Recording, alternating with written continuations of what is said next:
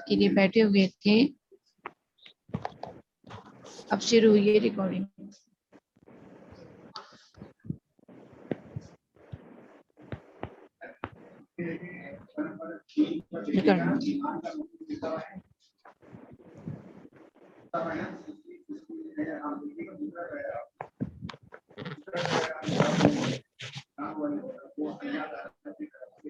ये देखिए आपके स्क्रीन शेयर हो रही है बेटा, बोलिए। यस मिस हो रही है। जी ये देखिए ये तफसीली सवालात हैं, आप इसका इमेज भी ले सकते हैं। ये सारे तफसीली सवालात के जवाबात हैं। मैं इस तरह करती हूँ, अगर आप लोग लेना चाहो पिक्स तो ले सकते हैं, जल्दी से ले लीजिए। ओके बेटा, ले लिया सबने? जी मिस। ओके आगे करती हूँ अब मैं। ये देखिए बस यही तक, यही दो पेजेस हैं, इसका इमेज ले लीजिए आप। ठीक है, ले लिया सबने?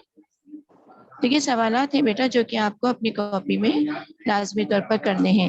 अच्छा, इसके अलावा जुमलों के अल्फाज आपकी बुक में दिए गए हैं, तो जुमले भी आपको बनाने हैं। समझ गए बेटा?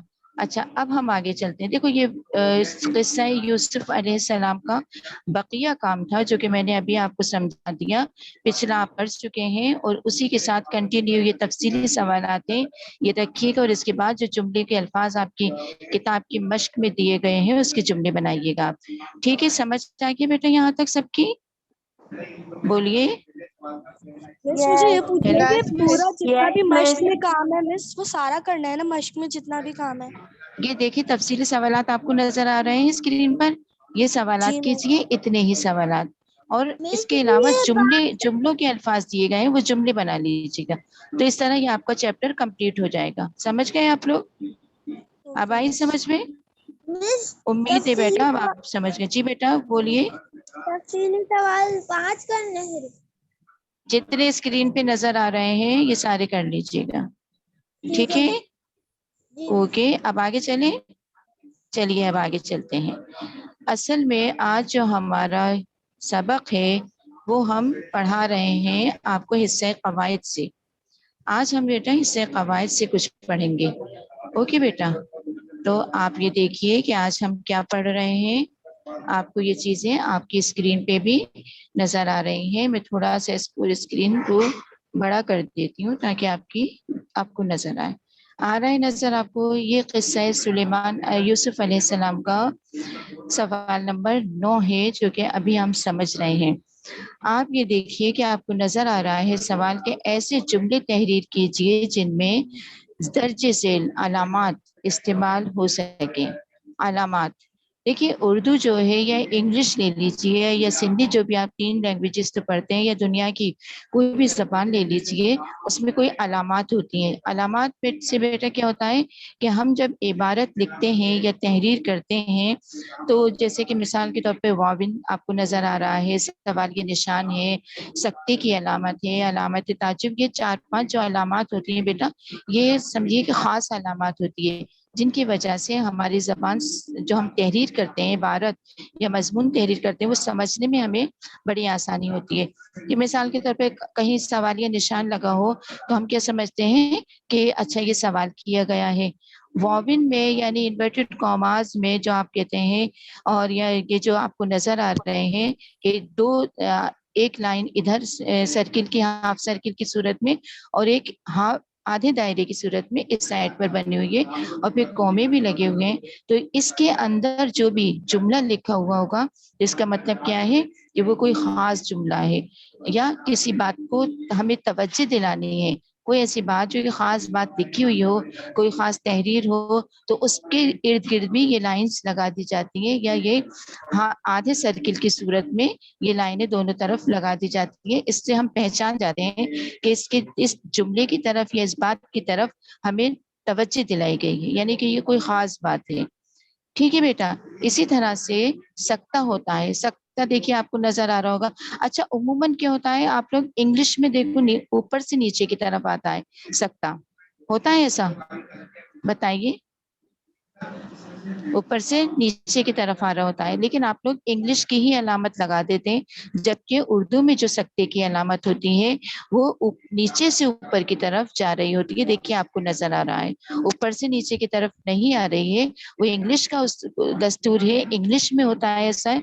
और जबकि हम जब अपनी उर्दू तहरीर करते हैं या सिंधी जबान तहरीर करते हैं तो उसमें क्या होता है बेटा, नीचे से ऊपर की तरफ सक्ते की अलामत जा रही होती है। समझ आ रहा है, ये आ रही है आपकी ये सारी बातें? बोलिए। Yes miss. Yes, okay. अच्छा, फिर ये है अलामत ताज्जुब। ताज्जुब के मायने हैरान के मायने में होते हैं। और ये जो अलामत लगाई जाती है, देखिए आपको नजर आ रही है, एक लाइन खींची हुई होती है और उसके नीचे एक डॉट यानी एक नुक्ता सा लगा हुआ होता है। नजर आ रही है कि अलामत आपको लाजमी तौर पर नजर आ रही है। तो ये होती है अलामत ताज्जुब। ताज्जुब के मायने ही जाहिर है हैरत की बात होती है, किसी बात पे हैरान हो जाना। लेकिन ये अलामत खास तौर पर जैसे मतलब ताज्जुब के तौर पर, हैरान के तौर पर, जैसे किसी बात को सुनकर या पढ़कर हम एकदम हैरान रह जाते हैं कि अच्छा ऐसा हुआ, ठीक है, तो उस वक्त ये अलामत लगाई जाती है किसी हैरान कर देने वाले जुमले के आगे। लेकिन यही अलामत किसी खुशी के मौके पर भी लगाई जाती है और किसी गम के मौके पर भी यही अलामत लगाई जाती है। अब इन अलामात को हम जुमलों की जब जुमले पढ़ेंगे ना बेटा, तो हमें खुद ब खुद देखिए समझ में आने लगेगी।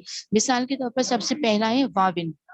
वाविन में आप देखिए कि वही आधा हाफ दायरा इस साइड पर है, सीधे हाथ की जानिब पर, और उल्टे हाथ की जानिब पर भी आधा दायरा बना हुआ है। और इसमें ऊपर की जानिब दो दो मतलब जो कहते हैं ना सक्ते की अलामत की तरह से लगे हुए हैं, एक तरफ से ऊपर से नीचे की तरफ आ रहा है और दूसरी तरफ से नीचे से ऊपर की तरफ जा रहे हैं।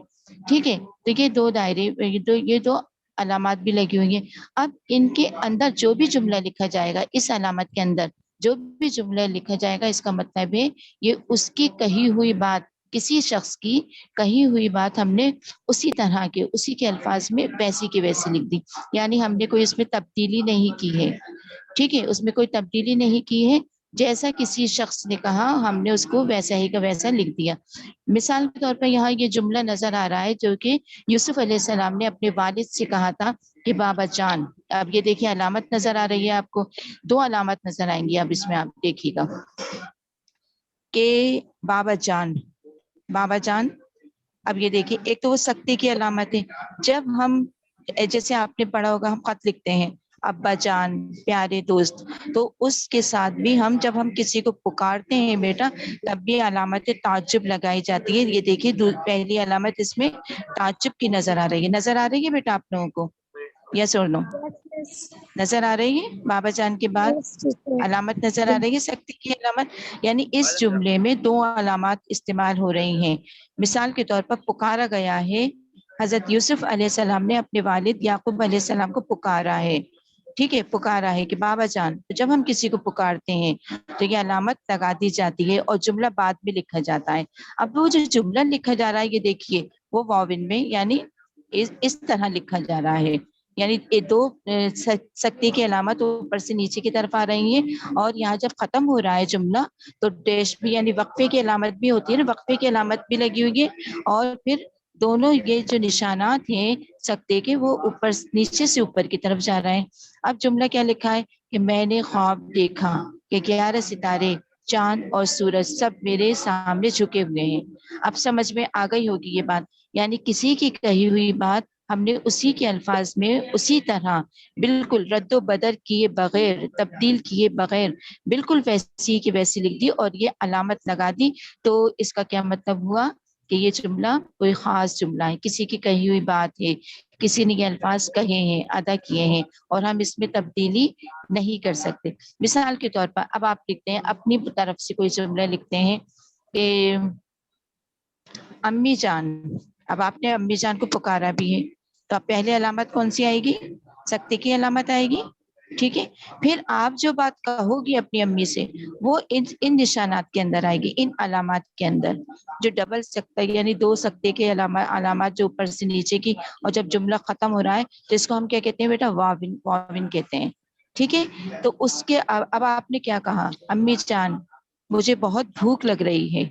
ठीक है, तो आपने जो बात कही तो वो हम उसी तरह से लिख देंगे और ये अलामत लगा देंगे। अच्छा, फिर जब जुमला खत्म होता है बेटा, तो एक अलामत हम और लगाते हैं, वो है वक्फे की अलामत। आप उम्मूमन ऐसा करते हैं बेटा कि पॉइंट लगा देते हैं। पॉइंट मैंने आपको बारहा बताया है कि पॉइंट जो होता है वो इंग्लिश में होता है, उर्दू में पॉइंट या नुक्ता होता ही नहीं है।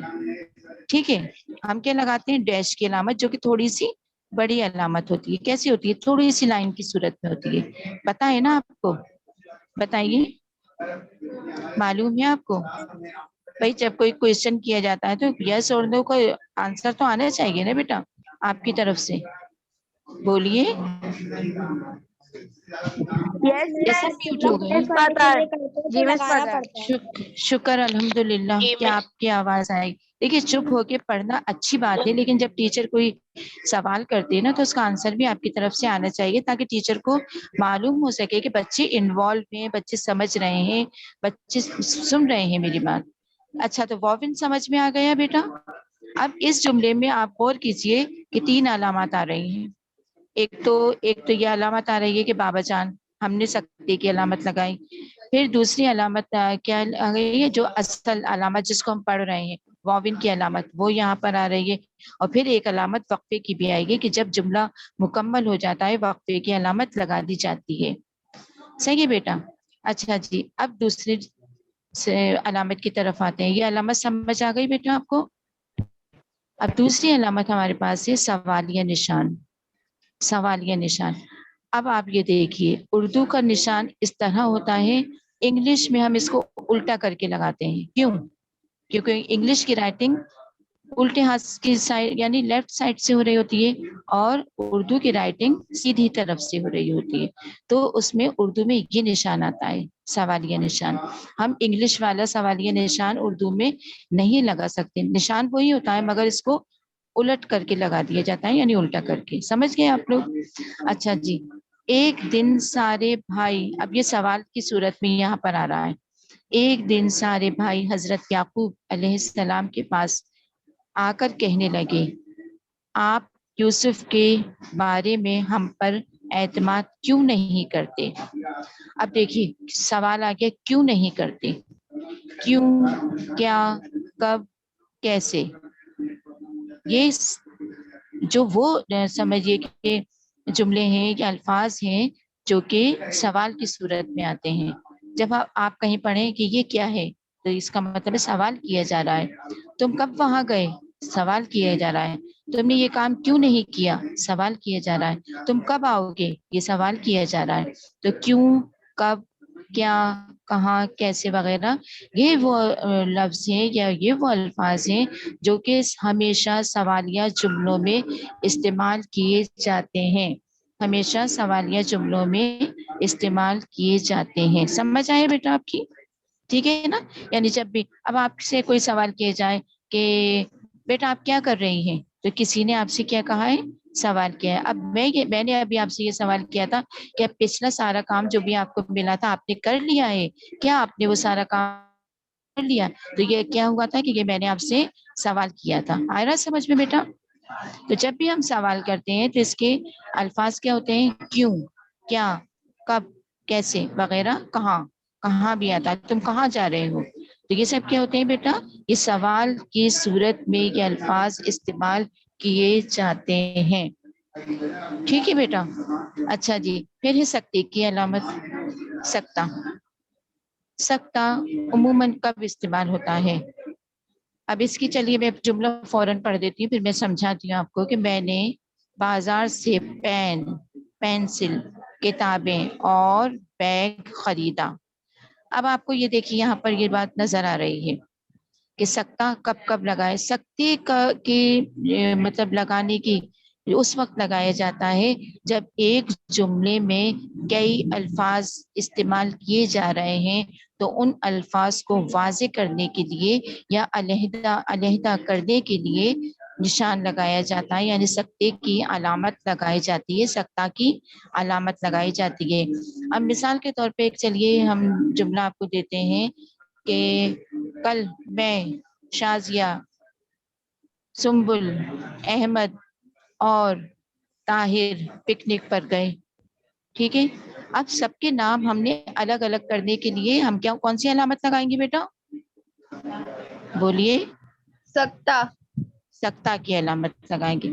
अब जैसे मिसाल के तौर पर चलिए एक जुमला और बोलते हैं कि कल अम्मी बाजार से फल, सब्जियां, गोश्त और कपड़े खरीद कर लेकर आई। अब हमने और कब लगा रहे हैं हम? जब आखिरी कोई चीज, यानी जब आखिरी किसी चीज की निशानदेही करनी होती है तो उससे पहले हम और लगा देते हैं। लेकिन जब ज्यादा चीजें होती है तो हर एक के अब मतलब अलहदा अलहदा करने के लिए दरमियान दरमियान में हम सकता की अलामत लगाते हैं ताकि चीजों की वजाहत हो जाए। मिसाल के तौर पर ये जुमला देखिए ना, आपके पास लिखा हुआ है, कल मैंने बाजार से पेन, सकता लगाए, पेंसिल, सकता की अलामत, किताबें, अब अलामत नहीं लगी क्योंकि अब हमें आखिरी चीज की वजाहत करनी है, और बैग खरीदा। समझ गए आप लोग? आया समझ में? सकता समझ में आया बेटा?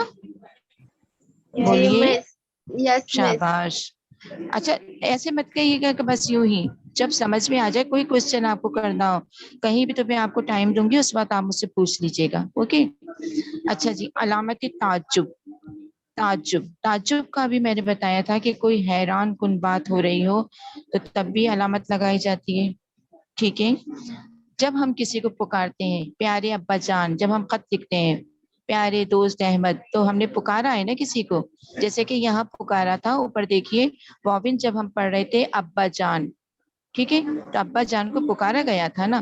तो जब हम किसी को पुकारते हैं तब भी सकता ये सॉरी अलामत ताज्जुब लगाई जाती है। और इसका साइन देखो बेटा, यहाँ नजर आ रहा है, एक लंबी एक लकीर होती है, उसके नीचे एक नुक्ता लगा हुआ होता है। समझ गए बेटा? ठीक है, तो ये होती है, ये क्या है? अलामत ताज्जुब है। लेकिन यही अलामत जब हम किसी उसकी अफसोस की बात सुनते हैं, किसी खुशी की बात सुनते हैं, या कोई अफसोस का या खुशी का जुमला तहरीर करना चाहते हैं तो तब भी हम ये अलामत लगाते हैं। लेकिन अलामत लगाने का भी एक तरीका है, हम कहीं भी उठाकर अलामत नहीं लगाए जा सकते। मिसाल के तौर पे उफ, अब उफ के बाद देखिए अलामत लगी हुई है, ठीक है ना, जुमला बाद में लिखा हुआ है, पहले क्या हुआ है? उफ कहकर अलामत लगी हुई है कि उफ आज कितनी गर्मी है, जुमला बाद का है। इसी तरह अब खुशी की बात है, वाह वाह, ठीक है, वाह वाह, वाह वाह के बाद क्या है? अलामत लगी, कैसा प्यारा मौसम है, कैसा सुहाना मौसम है। ठीक है, इसी तरह कोई गम की बात, आह आज वो उसका इंतकाल हो गया, आह, तो आह के बाद हम क्या लगाएंगे? यही अलामत लगाएंगे, आह आज मेरा दोस्त मुझसे बिछड़ गया। ठीक है ना? आहा खुशी की बात, आहा आज मीर मेहदी आया है, आहा मेरा प्यारा मीर मेहदी आया है। ये गालिब कहते हैं, गालिब असदुल्ला खान गालिब, जिनको आप पढ़ेंगे आगे जाकर। ठीक है, तो ये वो अलामात हैं जो कि हमारी जबान को वाजे कर देती हैं। जब हम ये अलामात लगा देते हैं तो हमारी जबान एक तो रूखी फीकी नहीं रहती, ना समझ आने वाली नहीं रहती। हर चीज, हर जुमला, हर समझिए कि किसी की कही हुई बात, कोई खास बात, क्या समझाया जा रहा है, क्या बताया जा रहा है, अल्फाज अलग अलग हैं, वाजे हैं। तो इन सबको वाजे करने के लिए, यानी उर्दू जबान को वाजे कर, यानी इसकी तहरीर को वाजे करने के लिए ये अलामात लगाई जाती हैं। अब हमें कैसे पता चलेगा कि एक सवाल किया जा रहा है? ठीक है ना, वैसे तो जाहिर है हमारी अपनी जबान है तो हम समझ जाते हैं, भाई तुम कहाँ जा रहे हो, तो हमें पता है भाई ये सवाल किया जा रहा है। लेकिन किसी और को बताने के लिए, किसी और को पढ़ाने के लिए, समझाने के लिए, या हमें खुद वाजे करने के लिए, अपनी तहरीर को वाजे करने के लिए हम क्या करते हैं? सवाल के आगे सवाल या निशान लगाते हैं। कोई अलामत, कोई सवाल किया जा रहा हो, कोई बात खास लिखी जा रही हो तो वाविन लगाते हैं। इसी तरह अल्फाज को जुदा जुदा किया जाता है तो सक्ता की अलामत लगाते हैं। इसी तरह अलामत ताज्जुब लगाई जाती है। ठीक है, अच्छा जी, ये समझ में आ गया बेटा? कोई क्वेश्चन करना है यहाँ पर आपको? नो। नहीं? No miss. ओके, नहीं। अच्छी तरह समझ में आ गया। और मुझे लगता है कि अच्छी जी। तरह समझ आ जाना चाहिए आपको, क्योंकि बड़ी वाज़ी तौर पर मैंने समझा दिया है, और ये तहरीर भी आपके सामने मौजूद है, और पीडीएफ इसकी आपको मिलेगी इंशाल्लाह, वो ले लीजिएगा आप लोग। समझ आ गया, आपने मिस बहुत ये अच्छा कॉपी में समझाया है। करना है या कॉपी नहीं में करना? करेंगे आप लोग, क्योंकि ग्रामर साइड है ना ये हिस्सा कवायद, उसमें करेंगे आप ये काम। समझ आ गया बेटा? Okay, okay ma'am. चलिए अब आगे चलते हैं। ओके, आगे चलते हैं अब हम। अब आप ये देखिए, मुंदरज झैल की तारीफें लिखनी है आपको और मिसालों के साथ लिखनी है तारीफें। पहली चीज है मुहावरा। मुहावरा यानी पहली तारीफ हम किसकी करेंगे? मुहावरा की तारीफ। के अल्फाज का वो मजमुआ कि जिसमें फेल हो। अच्छा, मैं इसमें जरा दूसरे तरीके से लिखी हुई है, लेकिन जो मैं बोल रही हूँ, अगर आप पेंसिलें हैं आपके पास तो वो लिखना चाहें तो आप लिख सकते हैं। वैसे ये भी सही है, लेकिन जो मैं कर रही हूँ अभी आपको बताऊंगी वो ज्यादा सही है। तो अगर आप वो तहरीर करना चाहें, पेंसिलें ले लीजिए, मैं आहिस्ता आहिस्ता बोलती हूँ, आप उसको नोट कर लीजिएगा। ठीक है? मुहावरा की तारीफ। अल्फाज का वो मजमुआ जिसमें कोई फेल हो, फेल काम फेल हो, मगर फेल अपनी असली मायनों में ना हो बल्कि मजाजी मायनों में इस्तेमाल हो, मुहावरा कहलाता है। आया समझ में? दोबारा बोल दूं? बोलिए। यस मिस, दोबारा बोल दो। अल्फाज का वो मजमुआ, अल्फाज का वो मजमुआ, अल्फाज का वो मजमुआ जिसमें फेल हो, जिसमें कोई फेल हो, मगर वो अपनी असली मायनों में ना हो बल्कि मजाजी, मजाजी देखिए यहाँ लिखा हुआ है, बल्कि मजाजी मायनों में हो, मुहावरा कहलाता है। और ये अलामत भी, ये तारीफ भी सही है कि वो मुहावरा ऐसे अल्फाज के ऐसे मजमूए क्यों कहते हैं जो अपने हकीकी मायनों के बजाय मजाजी मायनों में इस्तेमाल हो। ये भी सही है, लेकिन यहाँ वाज़ेह करना पड़ेगा कि फेल हो कोई ना कोई। ठीक है?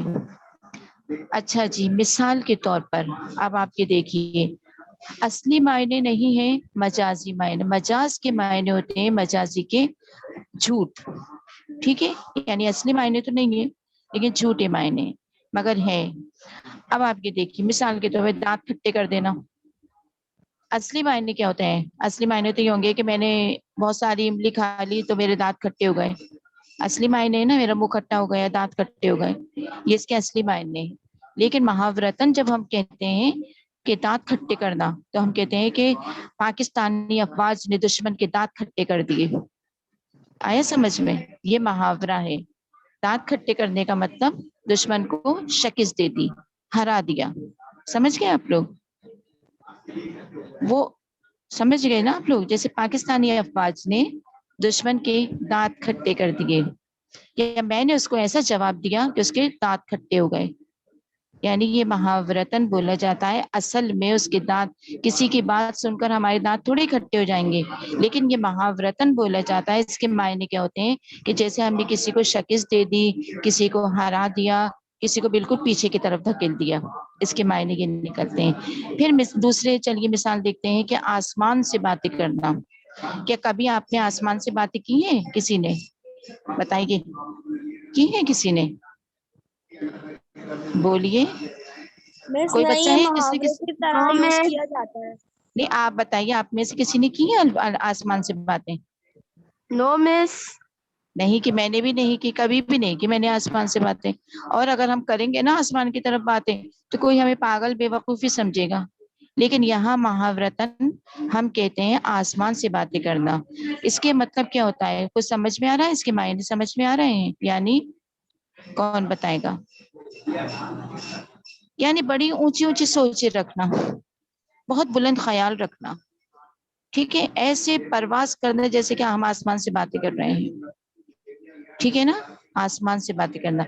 अब इंसान देखो ना तो उड़ सकता है, ना हकीकतन आसमान से बातें कर सकता है, लेकिन जब हमारी सोच बुलंद होती है, हमारी कोशिशें बहुत आगे तक की होती हैं, हमारा मुस्तकबिल हमारे सामने होता है, हम उसके लिए बहुत कुछ करना चाहते हैं या बहुत अच्छी बातें करते हैं, बड़ी बड़ी सोच रखते हैं, आला सोच रखते हैं, तो उसके वक्त कहते हैं वो तो बड़ी आसमान से बातें करता है। आजकल वो बड़ी आसमान से, अच्छा कि तंजन भी बोला जाता है कि वो तो बड़ी आसमान से बातें कर रहे हैं आजकल। इसका मतलब क्या है कि कभी कभी हम इतने बड़े बड़े बोल बोल देते हैं कि ऐसे लगता है कि आसमान से बातें हो रही हैं।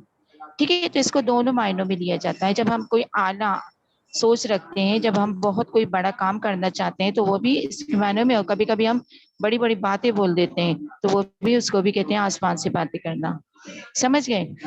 नकल उतारना, नकल उतारना क्या है? ये भी मुहावरा है।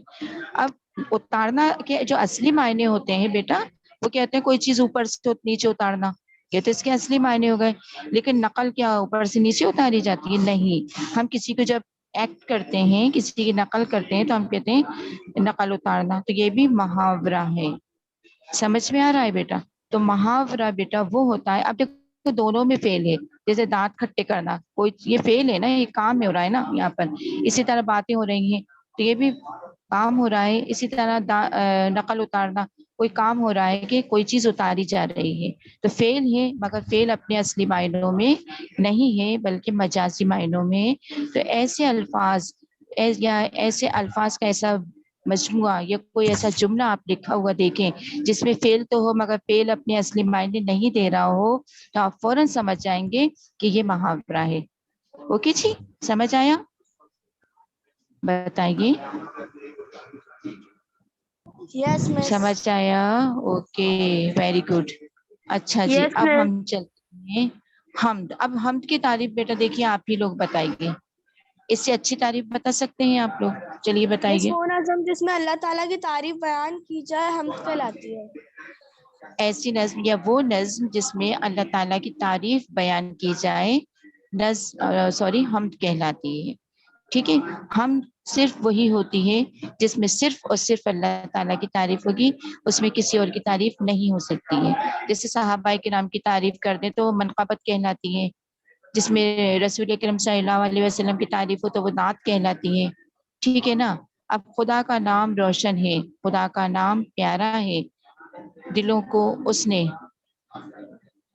दिलों को उससे कुव्वत है, जबानों को सहारा है।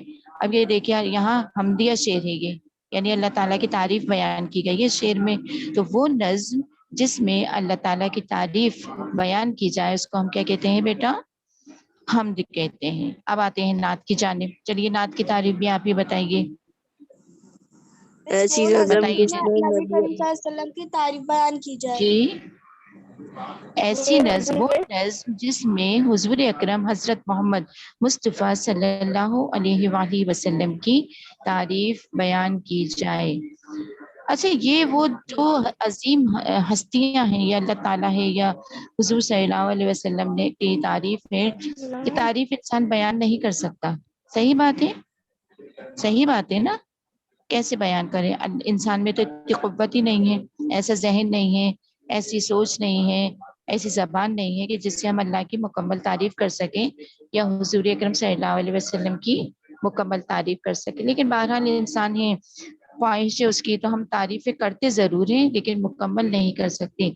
इसीलिए तो कहा जाता है कि सारे दरख्तों के अगर कलम बना दिए जाएं और सारे दरियाओं को, समंदरों को, नदी नालों को स्याही बना दिया जाए और लिखने बैठे, तब भी अल्लाह की तारीफ बयान नहीं हो सकती, हुजूर की तारीफ बयान नहीं हो सकती। ठीक है बेटा? लेकिन कवायद की रूह से वो नज्म जिसमें अल्लाह की तारीफ की जाए हमद कहलाती है, और वो नज्म जिसमें नबी करीम सल्लल्लाहु अलैहि वसल्लम की तारीफ बयान की जाए नात कहलाती है। वो नबियों में रहमत, लक़ब पाने वाला, मुरादें गरीबों की बर लाने वाला। ठीक है बेटा? और नातिया अशार बेशुमार हैं जो हम लोग नाते पढ़ते हैं, जो टीवी पर, रेडियो पर हमें सुनाई देती हैं, नजर आती हैं, या नात ख्वाह हजरात बड़ी खूबसूरती से पढ़ते हैं हम दो नात, तो ये नात होती है। ओके। अच्छा जी, अब हम जरा आगे चलते हैं।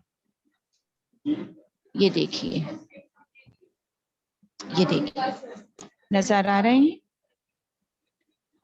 ओके। अब हमें क्या करना है, यहाँ पर गलत जुमले लिखे हैं स्पेलिंग के लिहाज से, हिज्जे के लिहाज से कुछ यहाँ पर आपको गलत के नजर आ रही हैं।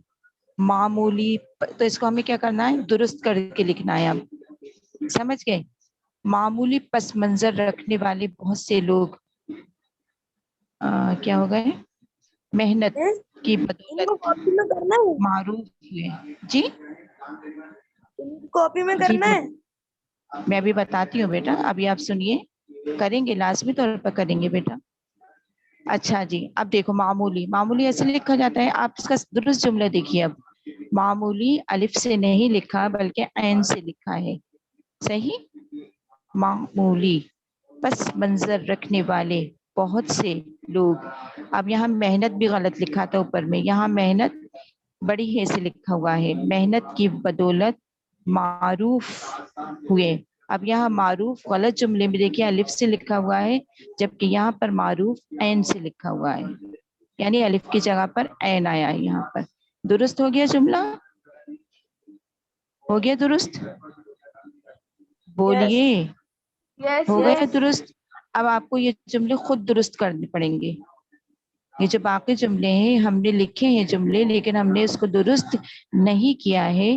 तो ये बेटा आपका इम्तहान है कि आपको दुरुस्त करने। मिसाल के तौर पर मारिया की बहन टाइफाइड की मर्ज टाइफाइड के मर्ज में मुब्तला होकर मौत का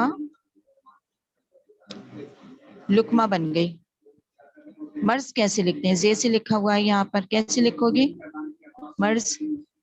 जे के बजाय क्या आएगा? ज्वाद आएगा। क्या आएगा?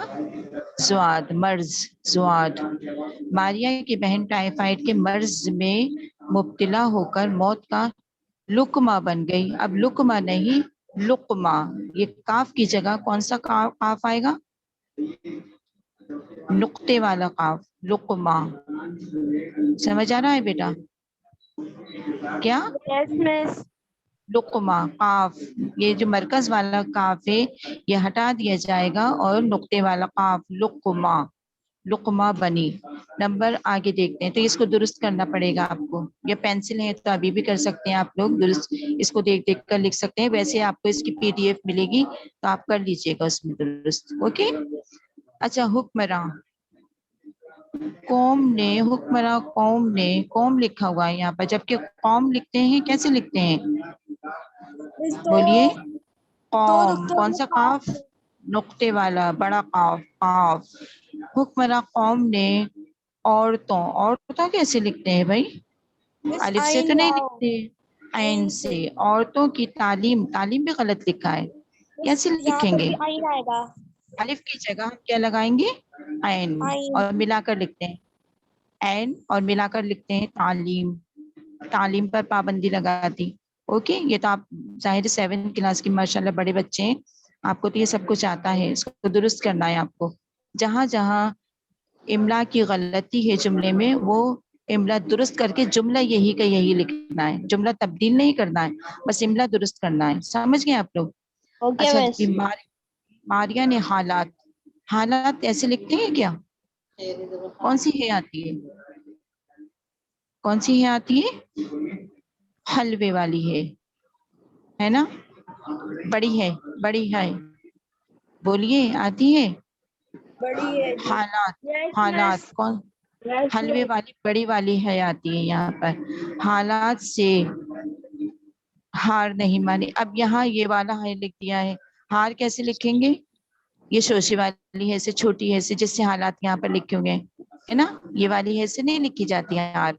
हार कैसे लिखते हैं? शोशे वाली है से। हार नहीं मानी और गांव के बच्चों को पढ़ाना शुरू कर दिया, पढ़ाना शुरू कर दिया, पढ़ाना, पढ़ाना शुरू कर दिया। अब ये वाली है तो नहीं आएगी, दो चश्मी है आती है। तो शुरू कैसे लिखेंगे? शुरू, शीन रे वाव ऐन, शुरू। लिख रहे, लिखा? शीन रे वाव ऐन, शुरू। ठीक है जी। अच्छा जी, मारिया ने ऐसा,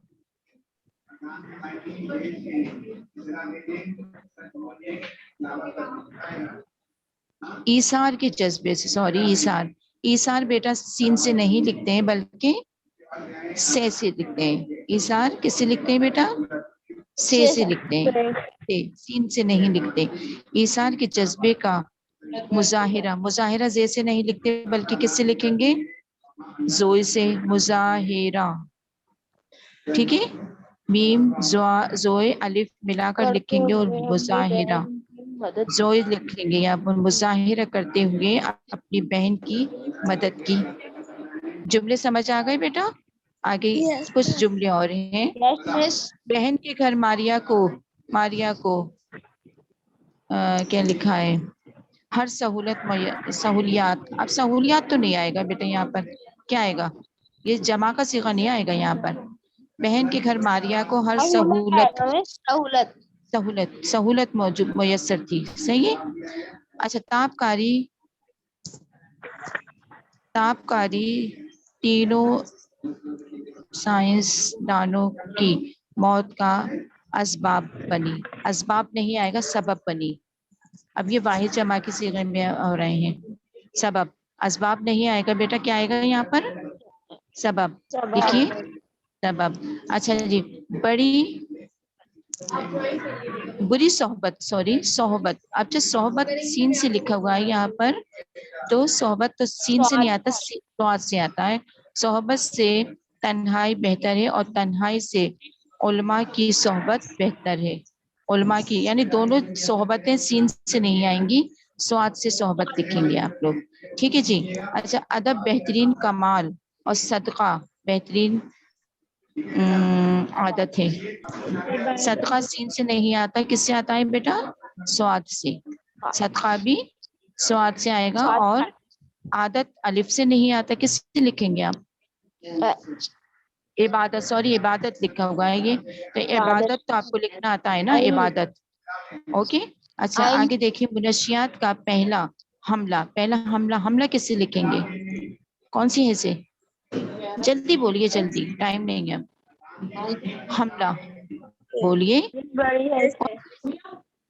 जल्दी बोलिए। बड़ी वाली है से, हलवे वाली हमला। हमला दिमाग पर होता है, पर हाँ, जीम वाले हे से। जीम वाला है क्या होता है भाई? ये क्या बात हुई? बड़ी है बोलिए। बड़ी वाले है से। हाँ, हलवे वाली है बोल देते हैं उमूमन उसको। और हालत, यहाँ पर हालत भी इस है से नहीं लिखा जाएगा, वो भी कौन सी है से लिखा जाएगा? हलवे वाले हलवे वाली है से बदतर हो जाती है। अच्छा जी, टाइम है। अच्छा जी, अब आप बताइए, समझ आ गया सब? बोलिए समझ में आ गया। देखिए, आज हमने आपको क्या क्या पढ़ाया है, हम देखते हैं। नंबर 9 में वाविन सवालिया निशान सकता और अलामत ताज्जुब के बारे में बहुत अच्छी तरह हमने पढ़ा। इसकी पीडीएफ बेटा सबकी मिलेगी आपको। फिर हमने मुहावरा समझा, हमदुनात की तारीफें समझी। फिर इसके अलावा हमने गलत जो इमला के जुमलों को हमने दुरुस्त करके तहरीर करना सीखा। ठीक है, कहीं इमला की मिस्टेक है और कहीं वाहिद और जमा की गलतियां हैं, या वाहिद के सिगे को जमा करना है या जमा के सिगे को वाहिद करना है, और इमला की तो बहुत सी गलतियां हैं यहाँ पर। ठीक है बेटा, तो आपको क्या करना है? इन जुमलों को दुरुस्त करके अपनी कॉपी लिखना है। सारा काम करेंगे हम। ओके बेटा। अच्छा जी, तो आपको समझ में आ गया होगा, उम्मीद है। ये काम कॉपी में करेंगे आप लोग, पीडीएफ मिलेगी। और अब टाइम ओवर हो रहा है। अल्लाह हाफिज कहिए सब। अल्लाह हाफिज कहिए। अल्लाह हाफिज।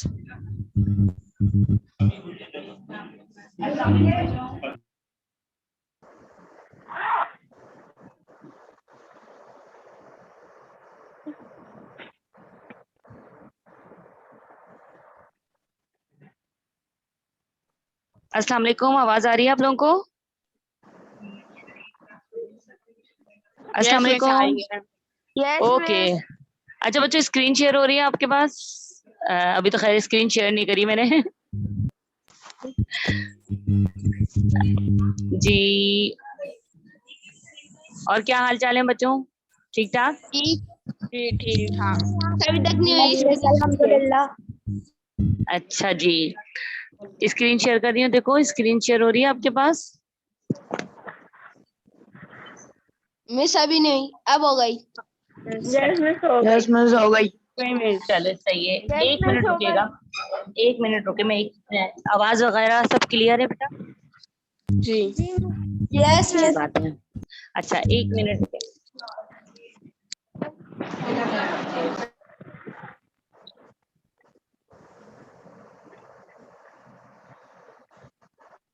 अच्छा स्टूडेंट, आज हमारा लेसन नंबर 3 स्टार्ट हो रहा है, ठीक है? और तमाम स्टूडेंट तक क्वेश्चन आंसर पहुंच चुके हैं?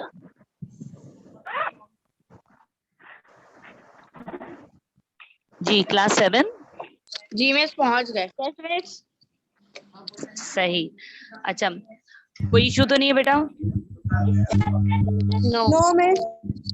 हाँ पेपर का इशू है कुछ? आप लोगों को असाइनमेंट दिए जाएंगे, उससे करके लाना है आपने। लेने होंगे। जी ये आपको ग्रुप पे बता दिया जाएगा, ठीक है? Okay miss. अच्छा अच्छा अब हम क्लास स्टार्ट करते हैं, लेकिन कुछ बातें बेटा आप अपने जहन में रखिएगा कि हर टॉपिक एक्सप्लेनेशन के बाद मैं आपसे क्वेश्चंस पूछूंगी, ठीक है? और वो जो स्टूडेंट जवाब देंगे तो उससे खुद माइंड बन जाएगा कि आप में से कितने बच्चे एक्टिव हैं और कितने नहीं है, ठीक है ना? अच्छा दूसरी चीज ये बेटा, तमाम स्टूडेंट बुक ओपन कर चुके हैं, पेज नंबर 28 है ये, क्लासिफिकेशन ऑफ कंप्यूटर।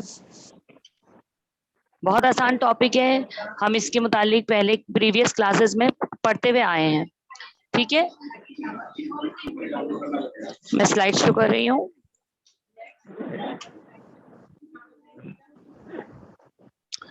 चलिए बिस्मिल्लाह करते हैं। जी स्टार्ट करें। Yes miss. Okay classification of computer यानी कि कंप्यूटर की दर्जाबंदी या उसको आप कितने हिस्सों में तकसीम कर सकते हैं। अब देखें कंप्यूटर हमारी जिंदगी का एक अहम हिस्सा है। अब इस अहम हिस्से को हम कहाँ कहाँ यूज करते हैं, तो अगर हम कंप्यूटर की क्लासिफिकेशन की बात करते हैं कि उसको हम कितनी कैटेगरीज में डिवाइड कर रहे हैं, तो हम उसके देखेंगे कि किस किस लिहाज से। वर्किंग के लिहाज से देखते हैं तो इसमें जो है डिजिटल कंप्यूटर, एनालॉग और हाइब्रिड कंप्यूटर आता है। साइजेस के लिहाज से देखेंगे तो हमारे पास मेन फ्रेम, मिनी और सुपर कंप्यूटर आ जाएगा, ठीक है? माइक्रो कंप्यूटर और सुपर कंप्यूटर। इसी तरीके से अगर हम बात करते हैं पर्पस के लिहाज से, तो कंप्यूटर का यूज जो है जनरल पर्पस के लिए होता है और जो है वो उसके लिए स्पेशल पर्पस के लिए, ठीक है? तो अभी हम सबसे पहले वर्किंग के लिहाज से देखते हैं, ठीक है? कंप्यूटर की कैटेगरी हम जो देख रहे हैं वो हम पर्पस के लिहाज, हम इसको वर्किंग के लिहाज से देख रहे हैं कि अगर हम इसको डिवाइड करते हैं तो 3 हिस्सों में डिवाइड कर रहे हैं, डिजिटल कंप्यूटर, एनालॉग कंप्यूटर और हाइब्रिड कंप्यूटर, ठीक है? अच्छा मैंने आपसे एक बात अभी सवाल पूछा था, सॉरी अभी मैंने आपको एक चीज एक्सप्लेन की कि भाई कंप्यूटर की वर्किंग के लिहाज से हम कंप्यूटर को कितने हिस्सों में तकसीम कर रहे हैं? 3। कौन कौन से? Digital, analog and hybrid. Digital computer, analog and hybrid. सही है। अच्छा अगर अब मैं आपसे पूछती हूँ कि पर्पस के लिहाज से कंप्यूटर की कितने कैटेगरी है? पर्पस सोचे, अभी मैंने बताया जनरल पर्पस, जनरल पर्पस और स्पेशल पर्पस। दो ही तो, या तो खास मकसद होगा या आम मकसद, ठीक है ना? या तो जनरल पर्पस के लिए यूज करेंगे या फिर स्पेशल पर्पस के लिए, ठीक है? और जो हम आमतौर पे जो यूज देख रहे हैं कंप्यूटर का ऑफिस में, घर में, हर जगह पर, तो ये जनरल पर्पस में आएगा। और स्पेसिफिक फील्ड में जो कंप्यूटर यूज हो रहे होंगे वो स्पेशल पर्पस कंप्यूटर होते हैं, ठीक है? जो खास उसी चीज के लिए डिजाइन किए जाते हैं, सही है? अच्छा फिर बात आ जाती है साइज वाइज, तो क्लास 4 में भी आप लोग पढ़ चुके हैं mini computer, micro computer, super computer और सबसे छोटा जो होता है वो क्या होता है? वो माइक्रो कंप्यूटर होता है, उससे बड़ा मिनी और उससे बड़ा मैक्रो या मेन फ्रेम और सबसे बड़ा होता है सुपर कंप्यूटर, ठीक है ना? साइज के लिहाज से कैटेगरीज हो जाती हैं 4, ठीक है? अब हम डिटेल से इनके बारे में पढ़ेंगे। यहाँ पर देखिए कंप्यूटर की कैटेगरी क्या है। वर्किंग के लिहाज से पहले डिवाइड किया गया डिजिटल कंप्यूटर और एनालॉग कंप्यूटर, ठीक है। और इन दोनों की वो कंप्यूटर जिसमें ये दोनों तरीके के वर्क होते हैं, यानी डिजिटल वर्क और एनालॉग वर्क, तो वो हाइब्रिड कंप्यूटर होता है, कंप्यूटर्स कहते हैं। सही है। अच्छा, इसी तरीके से डिजिटल कंप्यूटर को अगर हम डिवाइड करें कि कितनी फॉर्म्स में नजर आता है, तो मेन कैटेगरी यानी साइज वाइज देखते हैं डिजिटल कंप्यूटर का, तो micro computer, mini computer, main frame computer और सुपर कंप्यूटर। फिर हम माइक्रो कंप्यूटर की भी फॉर्म देखते हैं, जो हम माइक्रो कंप्यूटर यानी पर्सनल कंप्यूटर, तो इसमें भी डेस्कटॉप, लैपटॉप, पाम टॉप्स और टैबलेट, ठीक है, इनके बारे में हम अभी डिटेल करेंगे। यानी हमारा जो टॉपिक है वो इन 3 चीजों को और फिर इनको और इन्हें कवर करेगा, ठीक है। चलें, अब हम आते हैं डिजिटल कंप्यूटर्स की तरफ। ठीक है, डिजिटल कंप्यूटर्स क्या होते हैं? ये कंप्यूटर डिजिट्स पे वर्क करते हैं। डिजिट्स क्या होते हैं? हम ये समझ लें कि आप ये समझ लीजिए कि कंप्यूटर जो सिग्नल, क्योंकि ये इलेक्ट्रॉनिक मशीन है, तो ये जो सिग्नल्स और डाटा हिंसों की सूरत में या नंबर की सूरत में, बाइनरी नंबर की सूरत में जो स्टोर करता है, वो डिजिटल कंप्यूटर जो है कहलाता है, जिसपे वर्क करता है, डिजिट पे वर्क करता है। अगर मैं सिंपल अल्फाज में बोलूं तो digital computer works with digital data, यानी डिजिटली जो डाटा होता है उस पर वर्क करता है। अगर आपसे ये कहा जाए कि इसकी लैंग्वेज क्या है, ये किस चीज को समझता है, तो ये मशीन है, और मशीन जो है वो इलेक्ट्रॉनिक लैंग्वेज यानी 0 और 1 को जो है वो अंडरस्टैंड करती है, ठीक है। 0 और 1 को अंडरस्टैंड करती है। जैसे कि अगर आप कॉम्बिनेशन बनेगी, यानी 0011 या कोई भी नंबर से जो भी स्टोर हो रहा होता है डाटा, या जो भी प्रोसेस हो रहा होता है डाटा इंटरनली, वो जो भी डाटा प्रोसेस हो रहा होता है वो 0 और 1 के फॉर्म में हो रहा होता है, ठीक है ना। बात समझ आई बेटा? Yes ma'am. इन शॉर्ट जो भी डेटा सेव हो रहा होता है या जो भी जिस भी काम पे वो वर्क करता है, तो वो बाइनरी डिजिट्स पे वर्क करता है। करेक्ट, बिल्कुल सही, शाबाश। अच्छा, अब यहाँ पर मखसूस वर्क क्या है इसका? इसका मखसूस वर्क ये है कि ये कंप्यूटर जो है वो काउंटिंग यानी एडिंग वगैरह के फंक्शन या ऑपरेशंस पे वर्क कर रहा होता है। ज्यादातर कैलकुलेशन से रिलेटेड वर्किंग हो रही होती है ना, जैसे कि आप मल्टीप्लाई करें या कोई भी रिपीटेड एडिशन जो हो रहा होता है वो मल्टीप्लिकेशन वगैरह का, वो रिपीटेड एडिशन के जरिए हो रहा होता है। मैं इसको ज्यादा घुमाती नहीं हूँ, सिंपल सी बात कह रही हूँ कि हम लोग डिजिटल कंप्यूटर जो है वो डिजिट्स पे वर्क कर रहा होता है इंटरनली, ठीक है। लेकिन हम इसे यूज कहाँ कर रहे होते हैं? हम इसे जनरल पर्पस के लिए यूज कर रहे होते हैं, ठीक है। ये कहाँ हो रहा होता है? ये न्यूमेरिक भी डाटा प्रोसेस करता है और नॉन न्यूमेरिक डाटा भी। न्यूमेरिक डाटा तो समझ आ गई आपको कि नंबर है, जैसे जो भी नंबर्स हैं, और नॉन न्यूमेरिक यानी उसमें सब कुछ शामिल है, यानी ग्राफिकल डाटा भी आ जाता है आपका, आपकी पिक्चर वगैरह भी आ जाती हैं, तमाम तर डाटा जो है उस पे ये नॉन न्यूमेरिक और न्यूमेरिक दोनों डाटा पे ये प्रोसेस कर रहा होता है, सही है। अच्छा, अब कहाँ यूज हो रहा होता है? एप्लीकेशन एरिया कौन से हैं? ये तो बहुत जगहों पे यूज हो रहा होता है, जैसे एजुकेशन की फील्ड है, होम पर हम घर में, बिजनेस वगैरह में, और साइंटिफिक प्रोसेसिंग वगैरह डाटा प्रोसेस करने के लिए यूज कर रहे होते हैं, ठीक है। अच्छा, और ये large amount of data store करता है। अब यही पैराग्राफ, क्योंकि ये बुक का ही पैराग्राफ है बेटा, अब इसी में से मैं आपसे दोबारा से कुछ सवालात पूछ रही हूँ, ठीक है। पहला सवाल, मैं स्लाइड को वापस चेंज करती हूँ, ठीक है, और अब आप देखें कि आपने कितना समझा है, ठीक है। डिजिटल कंप्यूटर्स जो है वो किस चीज को अंडरस्टैंड करता है? डिजिटल डेटा को। Binary language 0 and 1। ये भी सही है, और पहला जवाब जो मनाहिल ने दिया वो भी सही है, ठीक है। अच्छा, ये बताइए मनाहिल, सॉरी मनाहिल सानिया नहीं है कि यहाँ पर? मुझे ऐसा फील हुआ कि मनाहिल सानिया। मिस महात मुस्तबा। सॉरी बच्चे, थोड़ा सा हो गया था, ठीक है, लेकिन शाबाश बेटा। अच्छा, नेक्स्ट पे आते हैं हम यहाँ पर। अच्छा, नेक्स्ट क्वेश्चन ये है कि इसके जो सिग्नल्स, डिजिटल सिग्नल्स होते हैं, वो किस चीज से रिप्रेजेंट हो रहे होते हैं? मिस मैं वही घुमा के पूछ रहे हैं।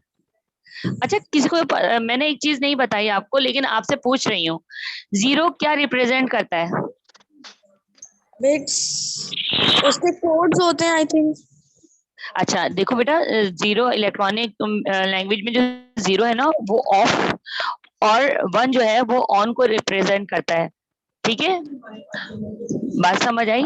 Zero yes miss. जो है वो ऑफ, जब आप कभी स्विच देखा है, स्विच की अगर आप लैंग्वेज देखें ना, तो स्विच को जब आप ऑफ करते हैं तो वो जीरो को रिप्रेजेंट कर रहा होता है, और जब आप स्विच को ऑन करते हैं तो वो वन को रिप्रेजेंट कर रहा होता है। जी ठीक है, मिस, ये रिमोट्स में लिखा ठीक हुआ है। होता है। सही। अच्छा यहाँ पे देखें, आगे चलते हैं। वेरी गुड, आप समझते हैं, आप आगे देखते हैं, ये अच्छी बात है कि कोई भी चीज देखो बेटा, काम कर लेना, समझ के काम कर लेना बहुत जरूरी होता है, और उससे ही आपकी काबिलियत में इजाफा होता है। ठीक है ना, आगे देखते हैं बेटा। फिर मैंने आपसे ये पूछा कि क्या ये किस किस्म के डाटा पे, सिर्फ न्यूमेरिक के लिए ही है या नॉन न्यूमेरिक डाटा को भी ये इस पे वर्क करता है, बताएं। मिस वर्क सिर्फ करता है ये नॉन न्यूमेरिक पर भी।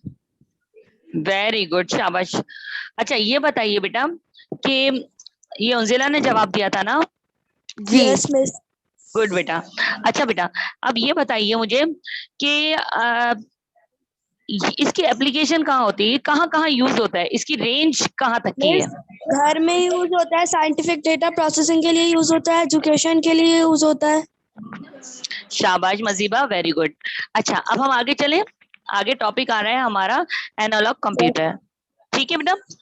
अच्छा, एनालॉग कंप्यूटर ज्यादातर बेटा मेजरिंग के लिए यूज होता है, मेजरिंग टाइप का डाटा जो है वो यूज करने के लिए। अब देखिए, मेजरमेंट हम कहाँ कर रहे होते हैं, जैसे स्पीड है, ठीक है, लाइट है, स्पीड है, वोल्टेज है, ठीक है, हम ऐसी जगहों पर यानी फिजिकल क्वांटिटीज को मेजर करने के लिए यूज कर रहे होते हैं। जैसे मैंने आपको बताया, वोल्टेज है, प्रेशर है, स्पीड है, ठीक है, टाइम है, टेम्परेचर है, इन चीजों को मेजर करने के लिए हम एनालॉग कंप्यूटर को यूज करते हैं।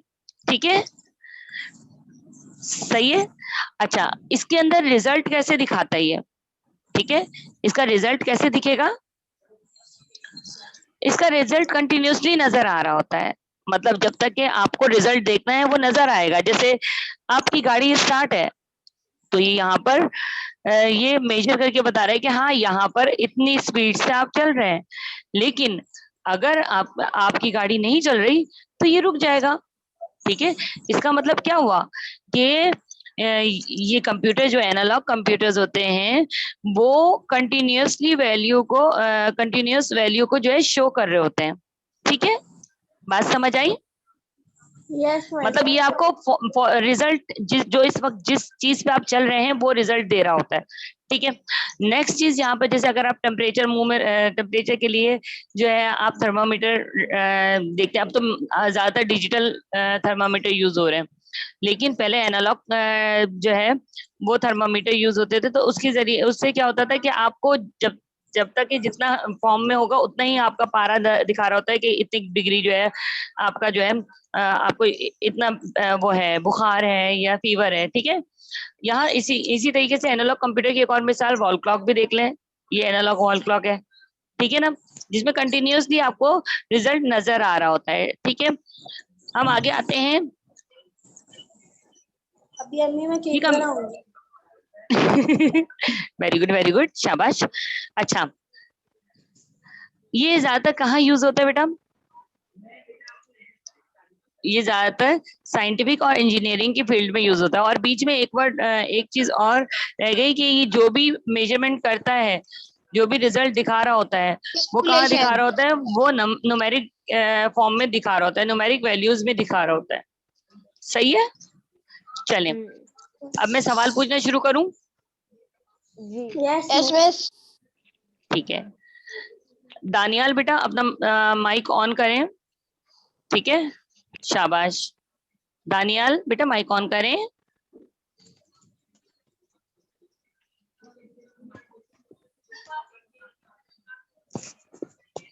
एक मिनट।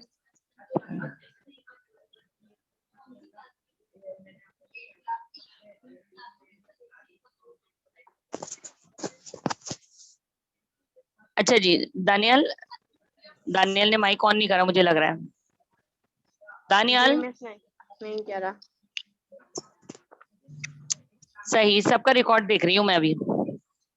अच्छा जी, यहाँ पर सवालात पूछती हूँ मैं दोबारा से, ठीक है जी। सवाल क्या है कि एनालॉग कंप्यूटर किस चीज को मेजर करने के लिए यूज होता है? मैंने कुछ वर्ड्स कुछ चीजें बताई थी। मिस एनालॉग कंप्यूटर हम्म, फिजिकल क्वांटिटीज जैसे मिस इलेक्ट्रिक करंट और इलेक्ट्रिक वोल्टेज को वो करने के लिए मेजर करने के लिए यूज होता है। मेजरिंग के लिए होता है। सही, शाबाश। अच्छा, अब ये बताइए बेटा कि ये जो मेजर कर रहा होता है इसमें क्या क्या 3-4 बातें मैंने और बताई हैं। इंजीनियरिंग एंड नहीं नहीं नहीं नहीं साइंटिफिक कैलकुलेशन। मिस ये सिर्फ नहीं न्यूमेरिक नहीं डेटा को ही वो करता है मेजर। नहीं न्यूमेरिक वैल्यू। नहीं नहीं, अब मैं दोबारा बता रही हूँ, देखो 3 पॉइंट, अपनी फिंगर्स को पकड़ो जो पॉइंट में बता रही हूँ। पहली बात, miss analog computer analog computer जो है बेटा वो मेजरिंग चेंजेस यानी कंटिन्यूअस वैल्यू को जो है वो करता है, या अगर आप दूसरे अल्फाज में बोलें तो क्या होगा कि एनालॉग कंप्यूटर जो है वो किसी भी चीज को कंटिन्यूअसली मेजर करने के लिए यूज हो रहा है। अब वो किसी भी चीज क्या होती है, वो फिजिकल प्रॉपर्टी होती है। कौन कौन सी? जैसे वोल्टेज है, प्रेशर है, स्पीड है, ठीक है, और टेम्परेचर वगैरह है, टाइम है, ठीक है। ये सब चीजें जो है इसकी क्वांटिटी को बता रहे हैं कि अब ये टाइम हुआ है, अच्छा अब इतना इतना इतनी स्पीड से गाड़ी चल रही है, अच्छा इसका प्रेशर इतना है, प्रेशर पॉइंट इतना है, अच्छा इसमें इतना वोल्टेज आ रहा है, ठीक है। हम इस तरह कहते हैं ना, ओहो इतना बुखार हो गया, ठीक है। तो ये चीज समझ आ गई, क्या क्या चीजें जी हमने ली? Voltage, pressure, speed, time, temperature, 5 चीजें, ठीक है। इसका रिजल्ट कंटिन्यूअसली नजर आ रहा होता है, ठीक है। दूसरी चीज, एनालॉग कंप्यूटर में जो भी वर्किंग होती है उसका रिजल्ट किस चीज पे नजर आता है? नंबर न्यूमेरिक के फॉर्म में आता है या किस तरीके? तो न्यूमेरिक वैल्यू की सूरत में नजर आता है, ठीक है। अच्छा, अब ये स्केलिंग की सूरत में ज्यादातर नजर आता है, ठीक है। अब नंबर 3 पॉइंट कि ये कहाँ कहाँ यूज होता है, ठीक है, और ये यहाँ पर, ठीक है। मैंने 3 चीजें बताई एंड अब, साइंटिफिक कैलकुलेशन। सही है। चलो अब चलें, अब मैंने जो 3 बातें बताई है ना उसको मैं कोशिश करती हूँ आसान आसान पूछूं, ठीक है। एनालॉग कंप्यूटर का जो डाटा होता है या जो भी मेजरिंग होती है वो कंटिन्यूअसली नजर आ रही होती है या मतलब प्रोसेस होने के बाद? में कंटिन्यूअसली शो हो रही होती है। अच्छा ये बताइए, मैंने 5 चीजें आपको बताई कि वो फिजिकल क्वांटिटीज जिसे एनालॉग कंप्यूटर मेजर करता है वो कौन कौन सी है? टेम्परेचर, वोल्टेज अच्छा, very good. Time, temperature, volume और इलेक्ट्रिकल करंट। अच्छा मैं चीज बताती हूँ, देखिए लाइट आ रही है तो क्या है? इलेक्ट्रिसिटी। लाइट नहीं, इलेक्ट्रिसिटी तो है। लाइट कम आ रही है, ज्यादा आ रही है तो हम वोल्टेज। अच्छा, बहुत वजनी बहुत वजन डाल रहा है तो यहाँ क्या मेजर हो रहा है? Pressure, pressure. ठीक है ना, कितना प्रेशर पड़ रहा है इस पे। अच्छा, बहुत तेज रफ्तारी से कार चल रही है तो क्या मेजर कर रहा होगा? शाबाश। अच्छा, ये टाइम हुआ है, सॉरी टाइम सिंपल सी बात है, और बुखार बहुत ज्यादा हो रहा है, टेम्परेचर। सही है, शाबाश, सही है, क्लियर हो गया कॉन्सेप्ट, ठीक है। अच्छा अच्छा, ये बताइए बेटा कि इसका रिजल्ट हमें नॉन न्यूमेरिक के किस तरीके से शो होता है? न्यूमेरिक में शो होता है, न्यूमेरिक वैल्यूज में शो होता है, शाबाश बेटा। अच्छा ये बताइए बेटा कि इस एनालॉग कंप्यूटर का इस्तेमाल कहाँ किया जाता है? Miss engineering and scientific mostly mostly engineering की फील्ड होती है और साइंटिफिक कैलकुलेशन के लिए यूज किया जाता है। ठीक है, अच्छा आगे हम आते हैं हाइब्रिड कंप्यूटर। ठीक है, हाइब्रिड कंप्यूटर में जब आपसे ये कहा जाए कि हाइब्रिड कंप्यूटर जो है उसमें दोनों फॉर्म्स आपको नजर आती हैं, यानी रिजल्ट जो है ना दोनों फॉर्म का नजर आता है। ठीक है, दोनों फॉर्म का रिजल्ट नजर आ रहा है। अब कैसे हाइब्रिड कंप्यूटर में नजर आ रहा है बेटा, देखो हाइब्रिड कंप्यूटर में डिजिटल और एनालॉग दोनों की क्वालिटी होती है, यानी कि ये ऐसी जगह जहां पर हमें रिजल्ट डिजिटल फॉर्म में भी प्रोसेस करके देखना है और साथ में जो है कंटिन्यूअस वैल्यू भी चाहिए, तो ऐसी कंडीशन में जो है ना वो हाइब्रिड कंप्यूटर का इस्तेमाल होता है। जैसे कार्डियोटिक मशीन है, ठीक है, जब आप ब्लड प्रेशर वगैरह चेक करवाने जाते हैं तो आमतौर पर हॉस्पिटल्स में आपको नजर आ रही होती है, जिसमें आपको पूरा वो डाटा जो है कंटिन्यूसली नजर आ रहा होता है, न्यूमेरिक में भी डिजिटल फॉर्म में भी नजर आ रहा होता है और एनालॉग की सूरत में भी हार्ट बीट नजर आ रही होती है। ठीक है, अब जैसे इक्यूबेटर वगैरह जो बच्चों के लिए होता है, नर्सरी वगैरह में अक्सर देखा होगा, उसमें भी इसी तरीके का डाटा नजर आ रहा होता है। सही है बच्चों, बात समझ आई? अगर आपसे कोई पूछे कि ये कहाँ यूज होता है, तो ऐसी जगह जहां पर आपको दोनों फॉर्म के डाटा रिक्वायर्ड हो, यानी कि आपको उसका रिजल्ट भी बनाना हो और साथ में आपको वो मुस्तकिल जो है ना उसकी वो वैल्यू भी मालूम होनी चाहिए कि अब ये क्या हो रहा है। ठीक है ना, तो दोनों जगहों पे रिजल्ट शो कर रहा होता है ये हाइब्रिड कंप्यूटर। ओके बेटा, चलें अब हम आते हैं, इसमें कोई इशू बेटा? नो। चलें हाइब्रिड तो वाला फिर से समझा दें। अच्छा, सिंपल सी बात है कि हाइब्रिड कंप्यूटर में एनालॉग और डिजिटल दोनों के कंपोनेंट्स शामिल होते हैं, यानी दोनों क्वालिटीज शामिल होती हैं।